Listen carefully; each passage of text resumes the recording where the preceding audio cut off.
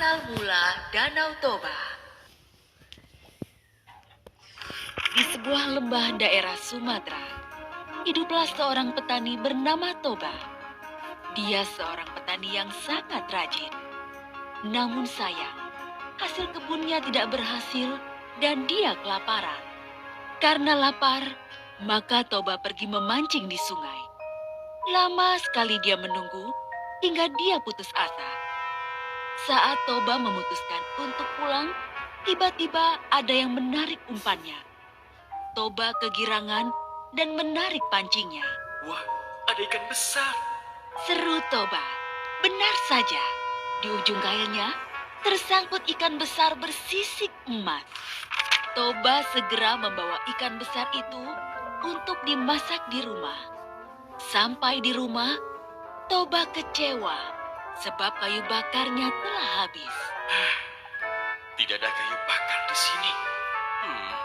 Sebaiknya aku akan mencari kayu bakar ke ladang sekarang. Kemudian, ikan itu pun diletakkan di dalam baskom. Dan Toba pergi mencari kayu bakar ke ladang. Aku akan makan enak hari ini. Seru Toba sambil membawa kayu bakar ke belakang rumahnya. Api sudah mulai menyala. Namun, saat Toba hendak mengambil ikan itu, alangkah terkejutnya ia. Sebab ikan itu sudah lenyap. Yang ada justru berkeping-keping uang emas. Hah? Di mana ikanku tadi? Dan itu uang emas siapa? Namun, saat Toba membuka pintu kamar, alangkah terkejutnya dia. Seorang perempuan tinggi semampai dengan rambut panjang sedang menyisir rambutnya di depan cermin. Wah, alangkah cantiknya perempuan ini. Hei, siapakah engkau ini? Tanya Toba. Perempuan itu membalikan badan dan Toba semakin terpesona. Belum pernah dia melihat perempuan secantik dia. Akulah penjelmaan ikan yang kamu tangkap tadi. Sementara keping uang emas tadi adalah sisik-sisikku. Toba terbengong-bengong. Perempuan itu pun tersenyum. Aku dikutuk oleh Dewata menjadi ikan. Tapi berkat engkau, kutukan itu hilang. Mari kita ke dapur, akan kumasakan kamu makanan. Kamu pasti lapar. Toba hanya menurut ketika perempuan itu mengajaknya ke dapur. Dengan cekatan, perempuan itu segera menyiapkan makanan. Toba sangat takjub dengan kelihayan perempuan itu di dapur. Dia berkata dalam hati, Seandainya dia ini jadi istriku. rupanya si perempuan itu bisa membaca keinginan hati Toba. Aku mau jadi istrimu, tapi aku punya satu syarat. Kata perempuan itu setelah Toba selesai makan. Toba sangat terkejut mendengar perkataannya. Katakan, apa syaratnya? Jika kita menikah nanti, jangan pernah mengungkit asal mulaku sebagai seekor ikan. Aku tidak akan menanggung akibatnya jika kamu melanggarnya. Toba menyanggupinya. Baginya itu syarat yang mudah. Toba dan perempuan itu akhirnya menikah. Toba semakin bekerja keras di ladang untuk mencukupi kebutuhan mereka sehari-hari. Lalu istrinya mengandung. Toba sangat bahagia. Dia tidak sabar menunggu kelahiran anaknya. Tidak lama kemudian, seorang bayi laki-laki lahir. Toba memberinya nama Samosir. Samosir tumbuh menjadi anak yang sangat nakal dan pemalas. Kerjanya hanya main-main dan keluyuran. Toba masih berusaha bersabar dengan kelakuan Samosir. Jika Toba bekerja di ladang, Samosir tidak pernah mau mengantarkan makanan yang sudah dimasak istrinya. Akhirnya, istrinya sendiri yang mengantar makanan itu kepada Toba. Istriku, kamu jangan terlalu memanjakan anak kita, Samosir. Jika terus dimanjakan, dia malah jadi tambah nakal. Istri Toba tersenyum dan berkata, Bersabarlah Kanda, suatu hari nanti Samosir akan menyadarinya. Aku sudah cukup bersabar, Dinda.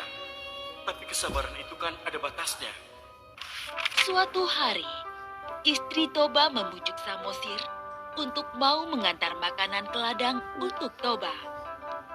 Semula Samosir tidak mau, namun ibunya terus membujuknya. Akhirnya, Samosir mau. Baiklah ibu, nanti aku akan antar makanan ini untuk ayah. Namun di tengah jalan, Samosir malah bermain bersama teman-temannya. Selesai bermain, Samosir merasa lapar. Aduh, lapar sekali aku. Aku makan saja makanan ini. Dia pun memakan makanan yang seharusnya untuk ayahnya. Samosir hanya menyisakan sedikit makanan. Di ladang, Toba tidak sabar menunggu makanan yang tidak kunjung datang. Dia sudah sangat lapar. Apalagi pagi tadi tidak sempat sarapan karena banyak sekali pekerjaan yang dilakukannya hari ini. Di kejauhan, Samosir datang dengan berlari-lari. Kemana saja kamu, Samosir? Ayah sudah menunggumu lama sekali. Huh, Samosir tidak menjawab dan langsung memberikan rantang berisi makanan. Betapa terkejutnya Toba, sebab hanya menemukan sisa makanan yang sedikit sekali. Samosir, kamu sudah memakan makanan ayah ya? Kelakuanmu ini sudah di luar batas. Dasar anak ikan. Kemari kamu. Kemarahan Toba tidak terbendung lagi. Tanpa sadar, dia sudah mengucapkan pantangan yang dulu disyaratkan istrinya. Toba memukul Samosir hingga menangis kencang. Samosir pun berlari menuju rumah. Ibu, ibu, ibu. Sesampainya di rumah, Samosir mengadu pada ibunya. Ibu, kata ayah, aku ini anak ikan. Apa benar ibu? Istri Toba merasa sedih karena Toba telah mengungkit asal-usulnya. Kemudian, dia menyuruh Samosir untuk berlari ke atas bukit. Samosir, cepatlah kau lari ke atas bukit, nak, sebelum air bah datang. Baik ibu. Samosir menurut. Maka, segeralah langit berwarna gelap dan petir menyambar-nyambar. Tiba-tiba, air bah muncul dari arah sungai. Istri Toba tiba-tiba meloncat ke dalam air bah dan seketika menjadi ikan kembali. Toba yang bekerja di ladang terkejut karena tiba-tiba air bah datang. Air apa itu? Ada apa ini?